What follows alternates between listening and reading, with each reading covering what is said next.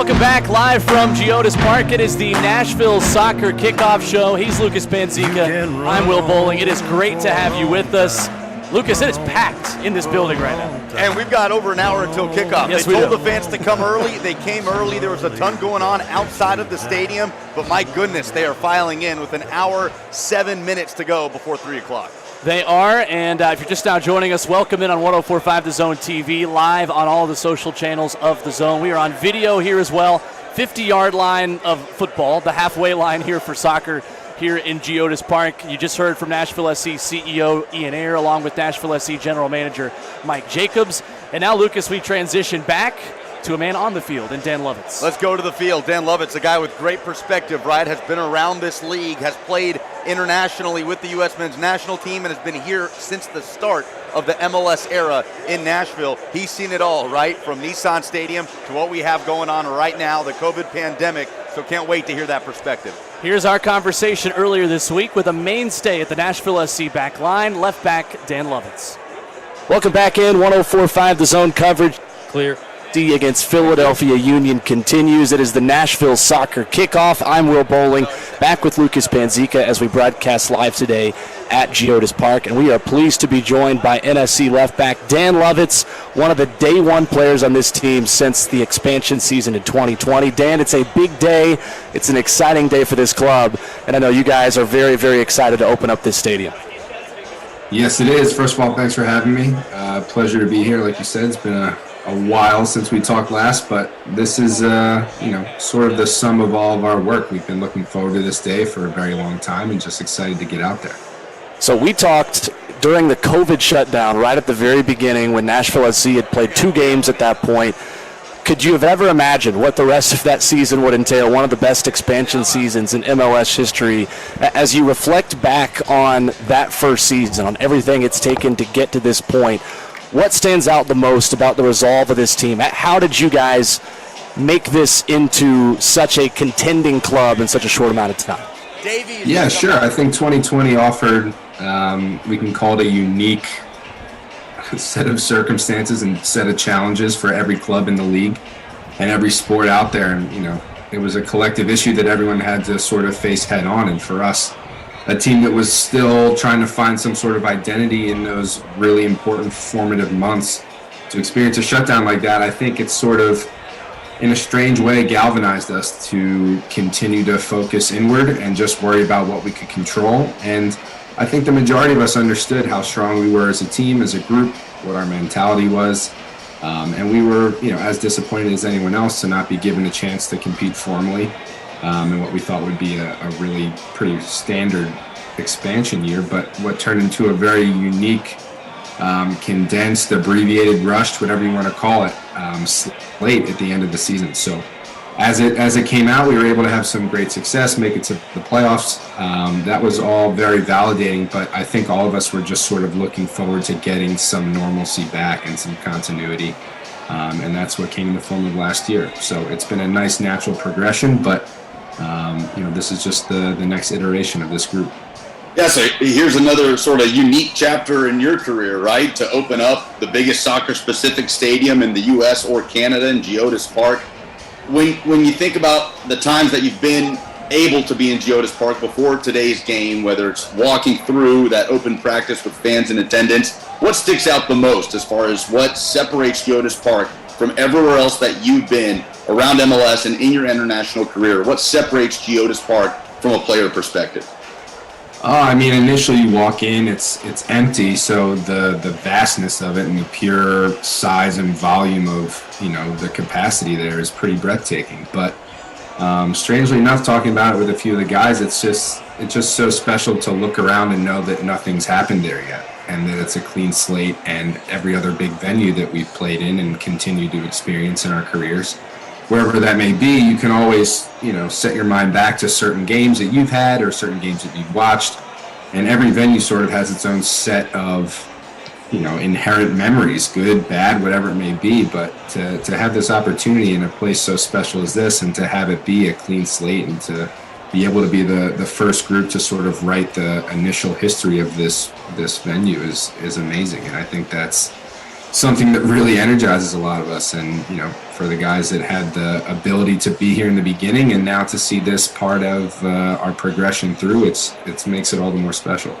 So how can you describe the challenge of this week in particular, since coming back from LA, as far as just trying to sort of remove yourselves from the moment of opening the biggest soccer-specific stadium in the country, right? The fanfare that's going to come with that, and just focusing on preparing for Philadelphia while still trying to sort of compartmentalize it in a way that you'll be able to remember it and appreciate it for the rest of your career.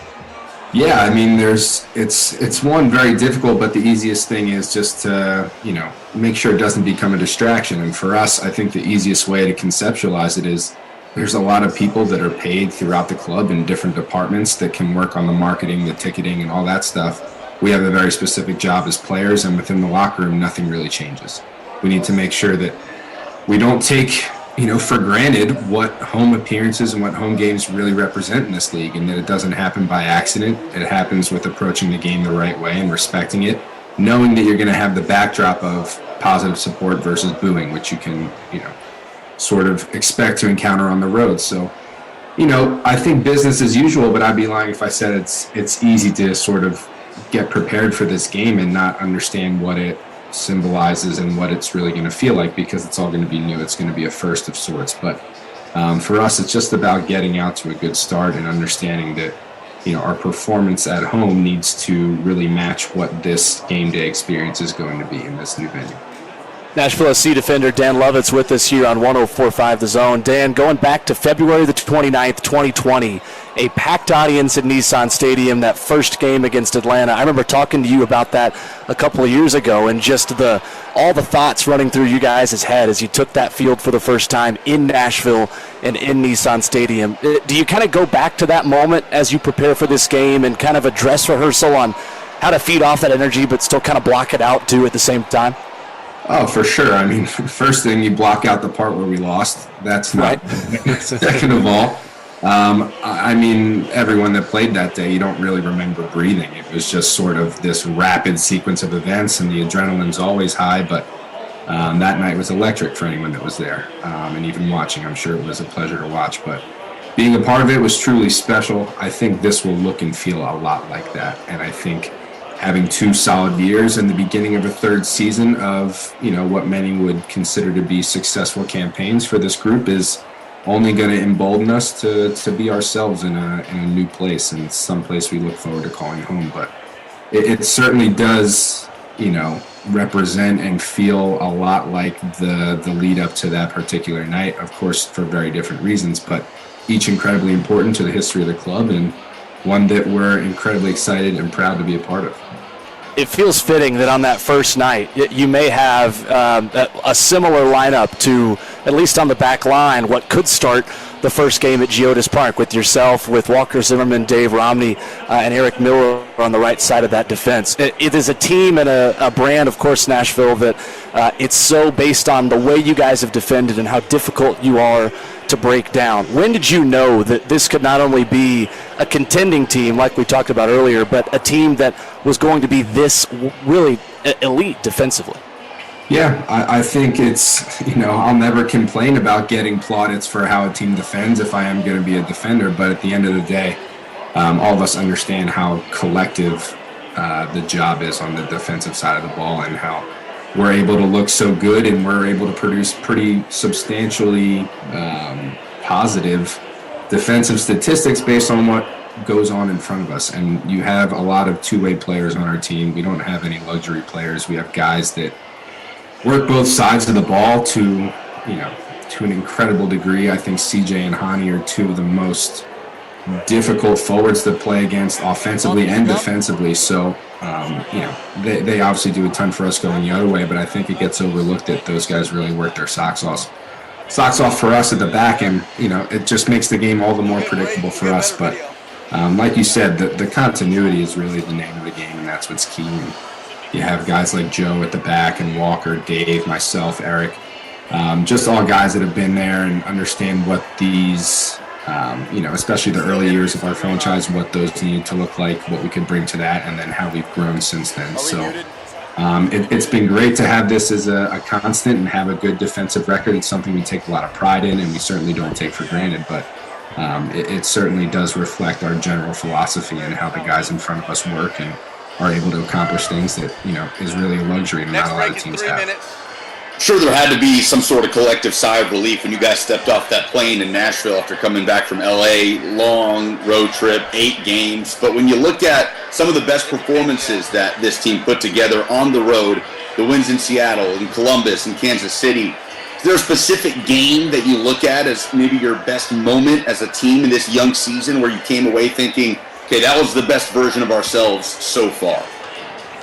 Yeah, definitely. That's a great question. I think we've come nowhere near what the best version of ourselves is. And I think the only goal or benchmark that we have in that regard are some of our best performances last year. I think if we look at when we were peaking last year, it's a little bit easier and maybe a little bit more relevant. But you can look at the Seattle game and getting off to a great start. You can look at the 2 wins in Kansas City and in Columbus. Those are massive. But I think as we progress as a group, I think we're quite far off from what we would consider our peak. Obviously, we're comfortable with that, given, like you said, the road stint and what that usually represents for a lot of MLS teams trying to navigate that opening stretch. But we're really excited to get back home and to play and to be a little bit more expressive. And maybe while we've been forced to be a little bit pragmatic, given what the schedule has dictated, I think we can sort of, let the training wheels off, I guess, and be ready to really attack teams at home where we want them. And just know any away game that we do face moving forward, we can attack knowing that we do have a really overcompensated slate of home games. So I think that's a luxury that, not a lot of teams are going to have, certainly in important parts of the year, especially late summer. So we have to use it to our advantage, and it's just something we're looking to get started with. Nashville SC defender Dan Lovitz, our guest. Dan, last thing for me, in these last 6 games where you guys have started with 3 in the back with you in that wing-back role, how does that system kind of accentuate your strengths individually? I'm curious through these last few games, what you liked about playing that role. Sure. I mean, it's first and foremost, it gets you higher up the field. I think anytime you get close to the goal, you get a little excited. But more than anything, I just think it presents a problem for other teams. And obviously the tactics shape out and hash out a little bit differently each time, and they're always mid-game adjustments. But I think it provides us, given our personnel, we're able to get a lot of guys on the field that can do what they do in spots that may be a little bit more natural to them. I'm certainly comfortable playing fullback, spent a lot of time there, but anytime wingback, I do have a history of being a more attacking player from earlier years in my career. So that sort of comes as second nature, but it gets guys like Alex Mule on the field consistently and producing at a high level, which he's been doing this year.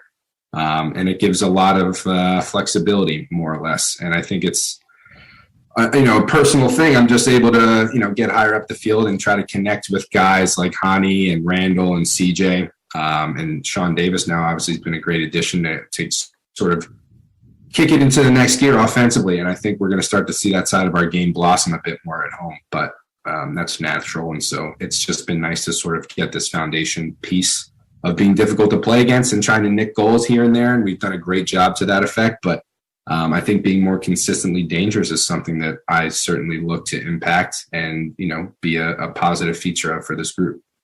Dan, one final question for you. There are a lot of fans probably listening to us right now, maybe making their way to GEODIS Park and checking out this team for the first time as we all check out this stadium for the first time.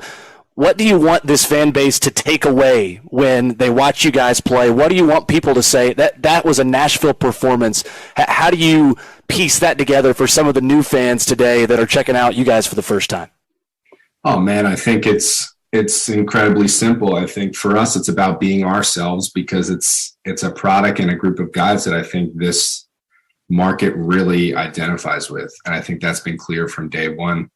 I think from a front office standpoint, they've been very tactful in who they brought in. And it's all, sort of been encompassed around this idea of building a team that is resilient, that is creative, that is incredibly hardworking. And I think all of us embody that to a pretty substantial degree. So I think all of those factors, and like I said, the continuity of playing together, it just gives us an incredible platform to go and attack games in a way that's incredibly fun to watch and can make the fan base incredibly proud. And we have the venue for it now, so it's going to be a blast. Dan Lovitz has been our guest. Kickoff fast approaching between Nashville SC and Philadelphia. Dan, best of luck today. Appreciate you giving us a couple minutes. Yeah, appreciate it. Guys, thank you. Blaine and Mickey, always taking the call. Yeah, they don't want to be taking calls, but they are taking calls. Right. If somebody calls and asks about A.J. Brown, what will it take? They may tell them the moon, but I mean, it's going to take 5 first-round picks, but they're going to take the call because you don't know how to solve You're not doing your job if you don't take the call. They have to. Blaine and Mickey, tomorrow from 1 to 3 on 104.5 The Zone. When you love riding a motorcycle, you want to ride it everywhere, even getting a dental checkup. Sir, wouldn't you prefer the chair? I'm fine on my bike, Doc. And when you love saving money, you want to bundle your motorcycle and car insurance with Geico. Remember to brush, floss, and lubricate your drive chain regularly. Geico Motorcycle. Bundle and save on the things you love. So, Nashville homeowners will ask me about Renters Warehouse. I got a couple of different questions. When's the best time to rent at my home, and what's the best way to do it? Well, the best time is when you're moving or you're relocating or you're combining households. You're maybe inheriting a house. That happens. Or you just don't want to pay a mortgage anymore. Of course, the best way to rent, it's only one way to do it. It's hire Renters Warehouse. Whether you have one home or you got a property portfolio that's full, Renters Warehouse does the work so you don't have to. They perfectly price your property so you don't have to. They find great tenants in just 17 days on average, so you don't have to. And for a small flat monthly fee, their professional landlords even manage your property 24/7. Guess what? So you don't have to. Collect the rent? Nope, not you. Maintenance, inspections, and tax paperwork? Not you. You don't have to. There's no upfront fees, no binding contracts. You can cancel at any time. Find out what your home will rent for by calling 615-398-9550 or just go to renterswarehouse.com. That's renterswarehouse.com. Renters Warehouse Nashville. You can't buy happiness, but you can rent it. There's nothing like hearing the songs you love on local radio with no subscriptions and no monthly fees. But there's a new bill in Congress that could stop the music. If passed, this bill would tax your local radio station simply to play the music you love. Text LOCAL to 52886 and ask Congress to support local radio stations. Help us keep you connected to the music, local news, weather, and traffic that you need each day. This message furnished by the National Association of Broadcasters.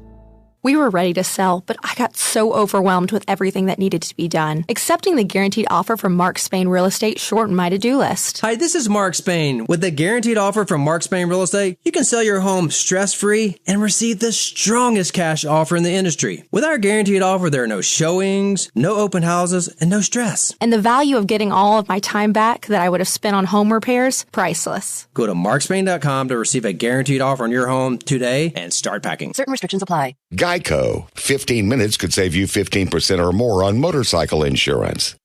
Hey everybody, it's time for today's STEM tip. Want to know how to make your selfies even better? Okay, let's use science. The best time for photos is golden hour. That's the moment right before the sun sets, when the atmosphere scatters blue and violet wavelengths, making perfect, soft, and golden selfie light to show off that beautiful face of yours. Click. Check out Chic and STEM for more inspiration. A message from the Ad Council. My mother was always very active in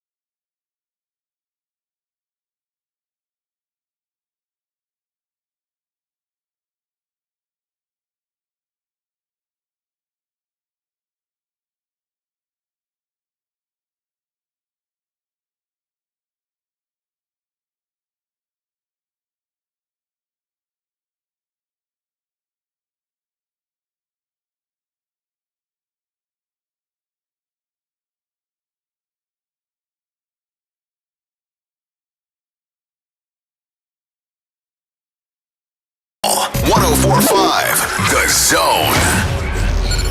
Soccer has a new home in Music City. We're getting you ready for the first ever kickoff in GEODIS Park as Nashville SC hosts Philadelphia Union, live from the newest, largest soccer stadium in America. Here's Will Boling. Turning you on. You're hot. You're hot. Welcome into GEODIS Park, Nashville SC, Philadelphia Union coming up here under an hour until kickoff. Alongside Lucas Panzica, I'm Will Boling. We are pleased to be joined by Ben Wright of Broadway Sports Media of Speedway Soccer. Fun being had by all, gentlemen. Ben, welcome. Thanks, guys. I mean, you guys have a fantastic seat here. This is awesome. This is work. Yeah, you get paid to do this. So I go to Ben first because Lucas over here has sampled. There's a lot of talk about concessions here at GEODIS Park. Lucas is sampling one of the new options here at GEODIS Park. Lucas, tell us about the empanada that you are eating right now. This is a chicken empanada from Chivanada, the concession here at GEODIS Park. Muy bien. Show it to the Zone TV audience. Amazing, crispy, the chicken inside, full of flavor, just a little bit of spice. Can dip it in the queso. They have beef empanadas. They have fried plantains. Oh. They have yucca empanadas, which if you haven't tried that yet, lovely. Give it a try. I mean, it's money. I'm going to go my full Guy Fieri here in GEODIS Park and say this was the first thing I wanted to try out of all the concessions. I think Central Barbecue, right, inside the stadium, Daddy's Dogs, which they were serving at Nissan Stadium at soccer games. Ton of options, and so many of them local. There's local pizza, just kind of among the team store, and drinks and cocktails. Prince's Hot Chicken right across from us here at Section 118. So tons of options, and these are incredible. If I had to recommend anything, go get the empanadas at Chivanada over there in one of the sections. When does your Food Network show premiere? It's in the works. Stay tuned. Love it. All right, so we're going to get in a little bit into this matchup, and if you're just now joining us, this is the Nashville Soccer Kickoff here live from GEODIS Park. Nashville opens up this beautiful venue. People have been streaming in here for hours. Yeah. I mean, I can't believe how packed this place already is. It is already completely filled with people in a pretty wide concourse that you're not really able to move through very much. But, Ben, we kind of opened the show saying we're going to have something for everybody here today. We're going to do the broad, hey, welcome to soccer in Nashville conversation, while also getting into the matchup itself. So we certainly want to get into the matchup with Philadelphia. But for the people showing up here to GEODIS Park for the first time, what can they expect? What's the biggest thing they're going to take away from watching this Nashville team perhaps for the first time? I mean, I think the big thing that stood out to me just over the last, I've been here for 3 hours, and the atmosphere has been unreal. And we're still an hour away from kickoff. I mean, it's loud. Fans are excited.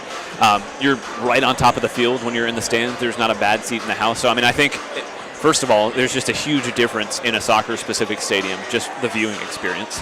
And then I think the atmosphere here is going to be unreal. It was good at Nissan, but this is going to be a completely a next level. Pretty cool, no doubt about it. And this crowd, while they may not have watched a whole lot of soccer games, watched a whole lot of Nashville SC, this crowd is going to be into it from the start. I want to get to the big headline for Nashville SC this week. Walker Zimmerman and Hani Mukhtar tied down to new contracts. Walker Zimmerman has made a new designated player. Explain to the audience in 101 terms what that means, how important it was to get those two locked down for the foreseeable future. Yeah, so I mean the Cliff Notes version is you have 3 players who do not count towards the salary cap, and you can pay them whatever you want. And so Walker Zimmerman had not been one of those. Now they elevated him to a DP, so they can pay him essentially whatever he wants. It won't hit their salary cap. And I think from a Nashville perspective, he's been their best player for 2 years.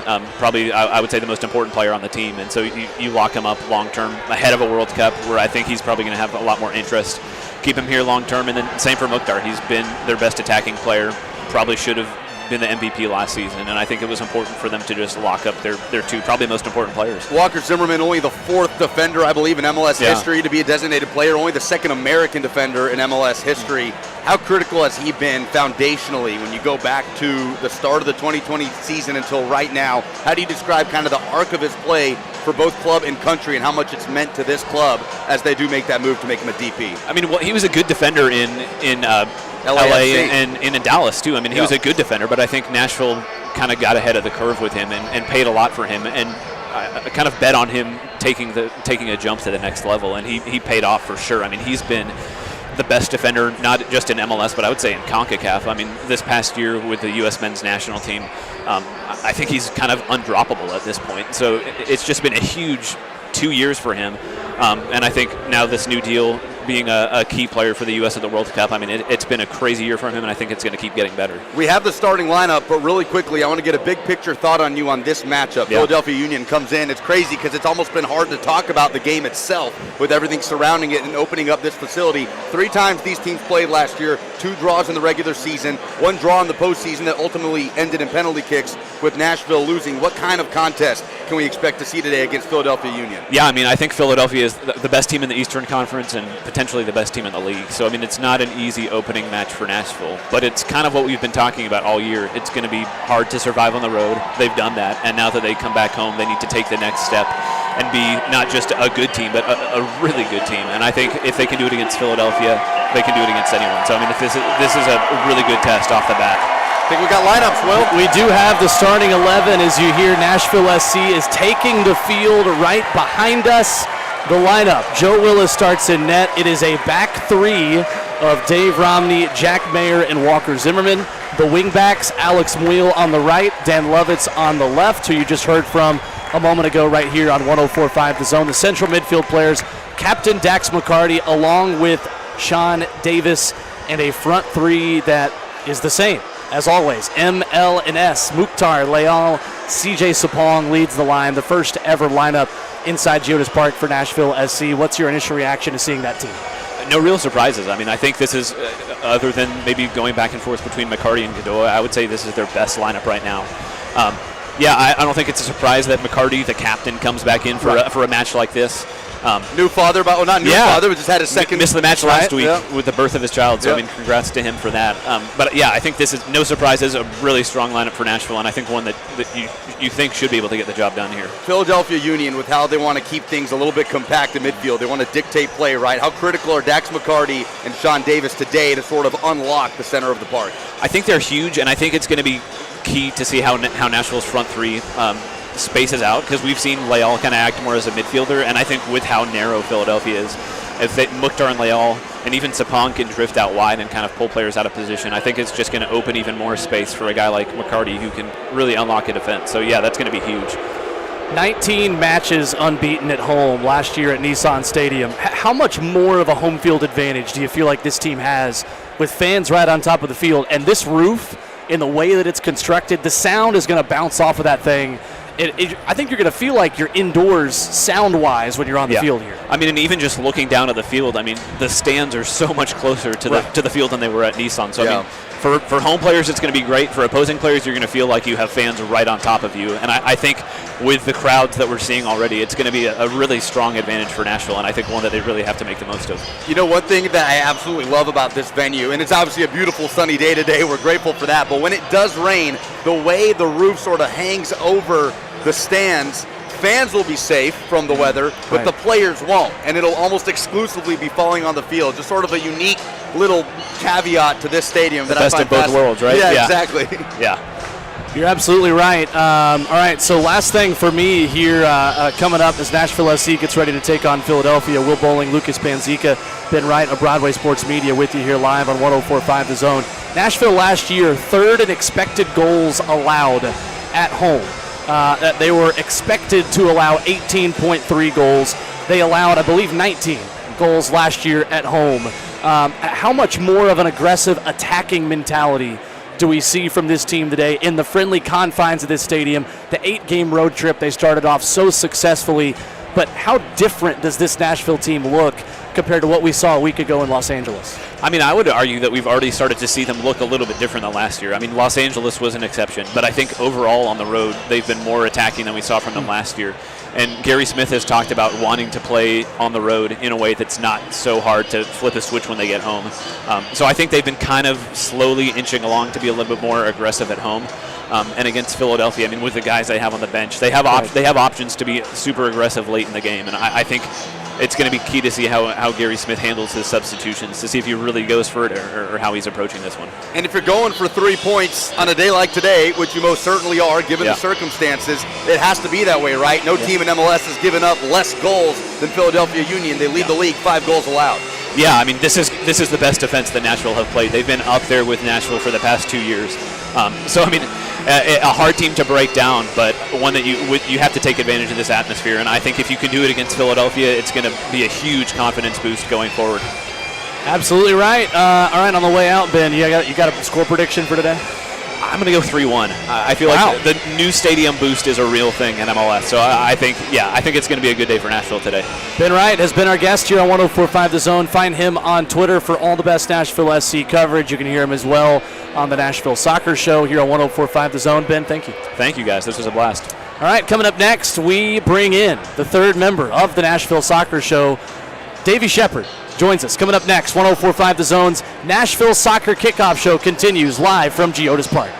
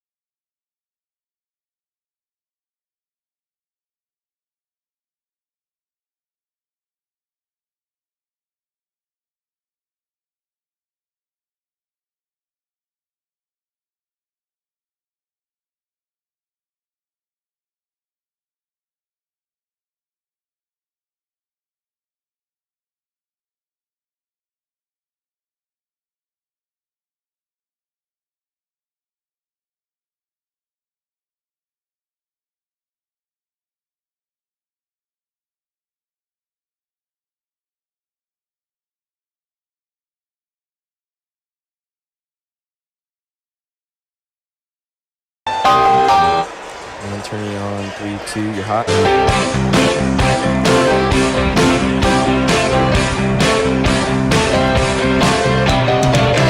Welcome back live from GEODIS Park.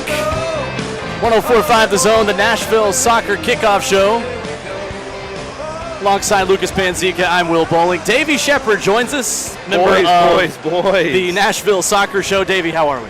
Doing good, man. I guess I'm the tailgate correspondent today, which the vibes were immaculate on the racetrack. I was in the infield, nice low country boil over there. Oh, really? Which was a good vibe. Lovely. Yeah, no. Good feelings down there. And I tell you what, walking in this place, they might have made the concourses wide. I don't know that they're wide enough, man. It is just packed here. And it has been for 45 minutes. I was here 50 minutes before kickoff. No. 50 minutes before scheduled kickoff, and they were out of the free items. So 20,000 people in the stadium a full 50 minutes before kickoff. That's so that's a good news great to break sign here for the on game. 104.5. And look, this is just a special day, man. It's been a great time, and the long road here. A lot of us were at city council meetings 5 years ago where you didn't have a clue that this was actually going to come to fruition, but here we are. So good times, man. So we've got a little bit of something for everybody here on our show, talking about the game behind us, but I want to go back to a long time ago. I want to go back to 2012 when the original team was founded. It was Nashville Football Club. Yep.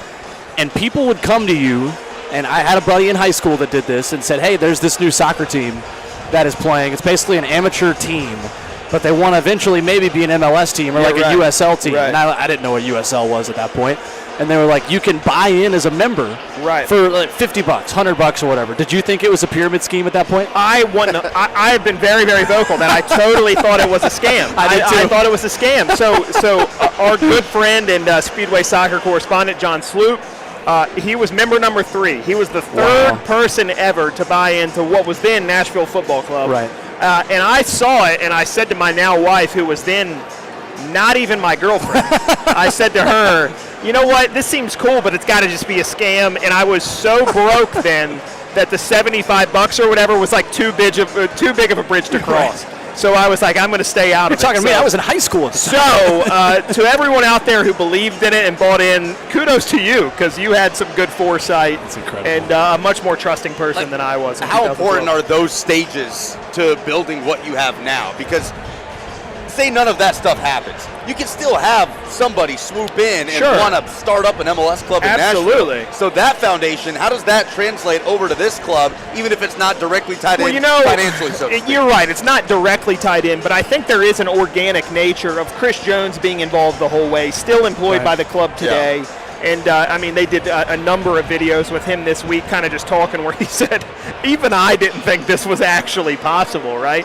And anyone who did think it possible didn't think it possible in that type of time span. Right? Exactly, like a few years. Well, even the USL bid, what was now 5 years ago, seems impossible, right? Like, it seemed crazy that this fun little thing that a thousand people were showing up to turned into a USL club that was getting 8,000 people out. So, I mean, it's just been a wild ride. And, here in roughly 40 minutes, they kick off for the first game in GEODIS Park. And, look, it's funny because in a lot of ways, the sentiment ends today.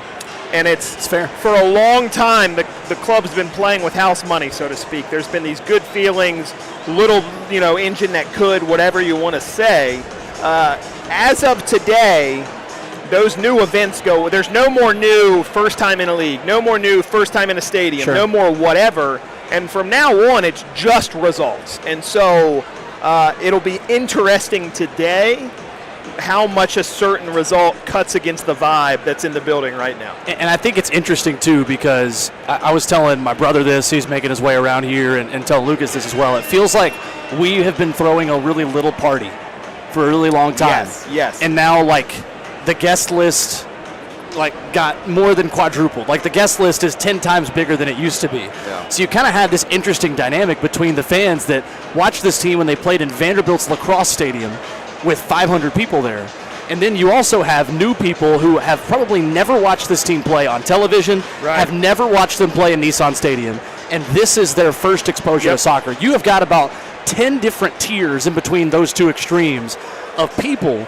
And I'm fascinated to see how this fan base kind of comes together and what the fan base really becomes, because this really does. I think you're exactly right, and I hadn't thought about it that way, that this really kind of is the start of soccer in Nashville. It's the biggest event that soccer in Nashville has ever had. Yeah, like if the club was a person, they just graduated high school. Right. And they're out on their own, striking out into whatever they're going to become in the world. And in a lot of ways, that's cool. Right. You know, what we've seen for 5 years now at the professional level has been really, really awesome. I relished the time at First Tennessee.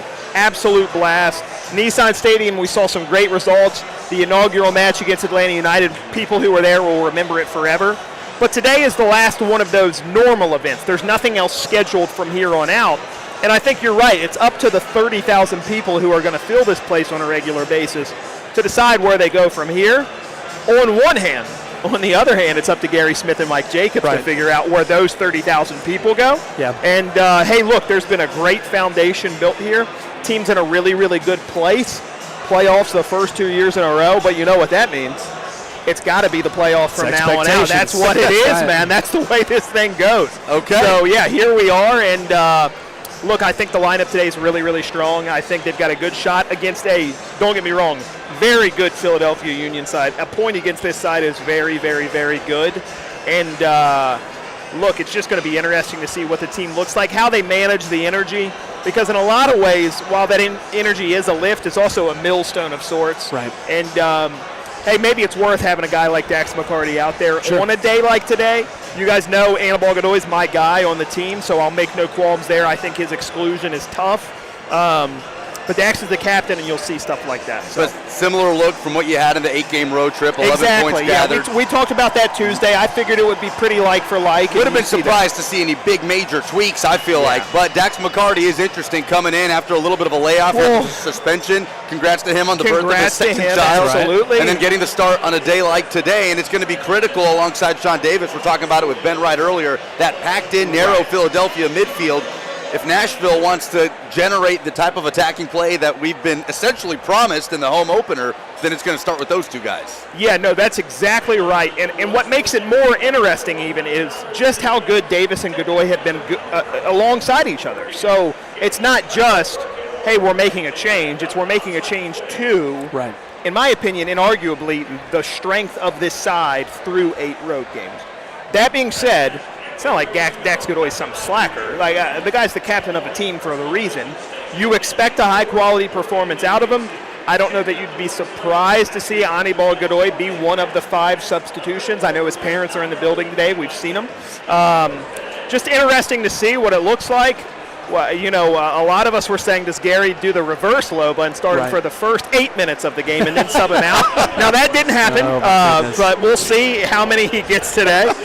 So we'll see. It's going to be interesting, and I feel lucky to be here. I know that sounds goofy, but definitely. Special day, special game, and hopefully we see a good result. Which team, which player finds the score sheet first in this game? In my prediction for Speedway Soccer, I had a Godoy goal in a 1-1 draw. That's what I have too. So that being said, I'll switch it to the next most likely player. I think we'll see a Hani Mukhtar goal. I still think 1-1 draw is probably the likely result, and that's not going to thrill 30,000 here. That's a good result. This is a really good Philadelphia side out there. I would love to be proven wrong on that, though. Nashville has 19 straight games unbeaten at home. Hani Mukhtar has also recorded at least a goal contribution in his last 10 home matches, including the playoff win last year over Orlando.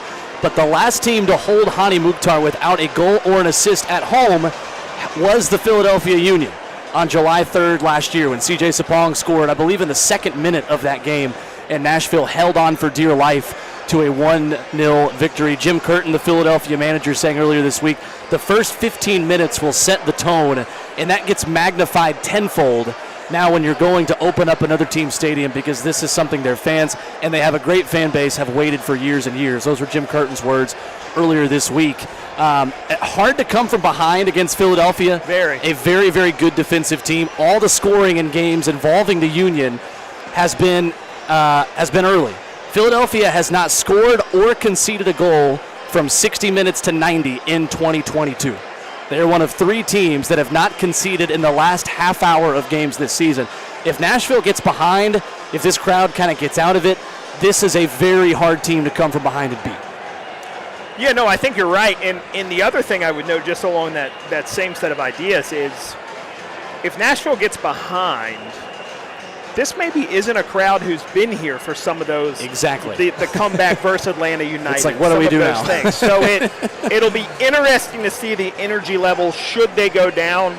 And for that very reason, I think Nashville getting the first goal is of the utmost importance. Yep. Whenever that may occur, I think the earlier the better, obviously. But even if you go into half 0-0, coming out in the first 10 or 15 and grabbing some sort of dominance in the game is going to be very important. We had this conversation ad nauseum last season. I feel like this is an appropriate time to bring this back up. I know we said we would put it on hold, but Ake Loba today. What's your expectation moving forward? The player designated player acquired by Nashville SC, record transfer fee last summer from Mexico. He comes in, an Ivory Coast native, and just has never cracked the starting lineup, the rotation in a consistent manner where we've even been able to examine what we know about him, right? So what do you expect from a player like Ake Loba today, who we still sit here waiting to see what Nashville SC has in? Today I expect the usual. I would figure 10 minutes regardless of the type of result. I just don't see any big status changer for him right now. Again, would love to see him come on and score a winner 2-1 with 20 minutes left on the clock. That being said, I think there is the opportunity for that change to happen in the next 3 or 4 games during the month of May. You've got U.S. Open Cup, you've got 3 more league games in a row. Plenty of opportunity for that big breakthrough, a start, a goal, whatever it might be. But right now, I'd expect the same thing, 15, maybe 20 minutes max. The likelihood is that this game isn't going to get out of hand for either direction. Yeah. It's not like Philly's going to go up 3-0. History would agree. Yeah. History would agree. So if you're up 1-0, does it make sense to bring him in 25 minutes to go? No. If you're down 1-0, does it make sense? You know what I mean? I just see this being a hard fit regardless of his personal situation. Jim Curtin said it, Philadelphia Union head coach, the playoff game, that's what this is going to be like. Yep, I agree completely. And I think if you're Philly, you're just saying, get the dang draw. Like, just Absolutely. As much as fans here, the ones who have been here for a long time, want to criticize Gary for settling on a point too often, Jim Curtin is totally fine with a point today. Remember, this is a team knocked out Nashville out of the postseason and then got ravaged by COVID right before the Eastern Conference Finals. Hardly had an opportunity, still put up a fight in that game, but this could have been a team contending for an MLS Cup. Could have been an MLS Cup final last year, absolutely. It's a good team. Talking about Ake Loba, he's played 440 minutes in 27 games. Not a great ratio. 2 starts, 1 goal, and 2 assists. He is the club record fee, meaning that they got him via the biggest transfer fee they've ever had anybody in this team. So certainly interested to see what his role looks like.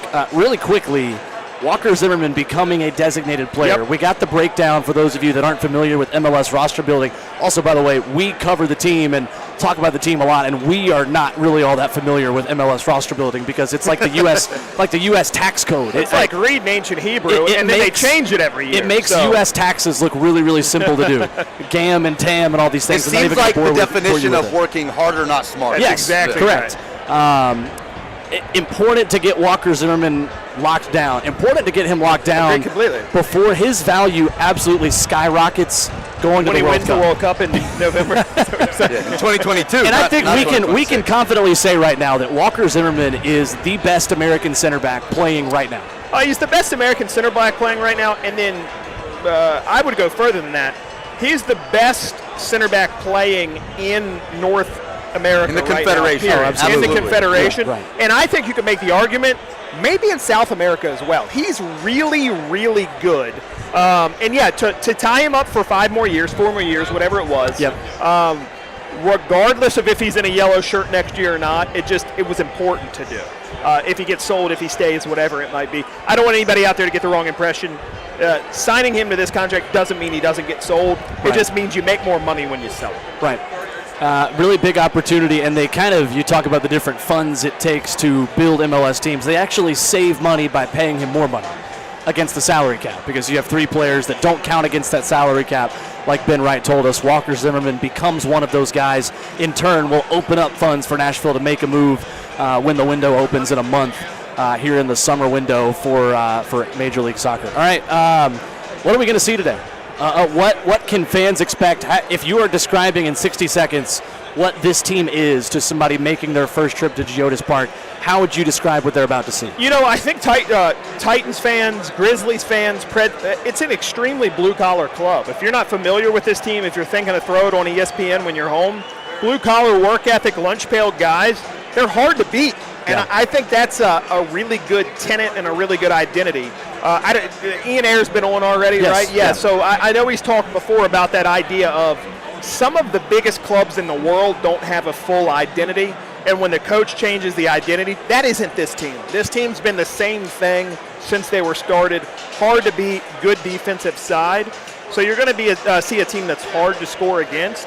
Works hard going forward. Guys like Alex Muil just put in incredible shifts.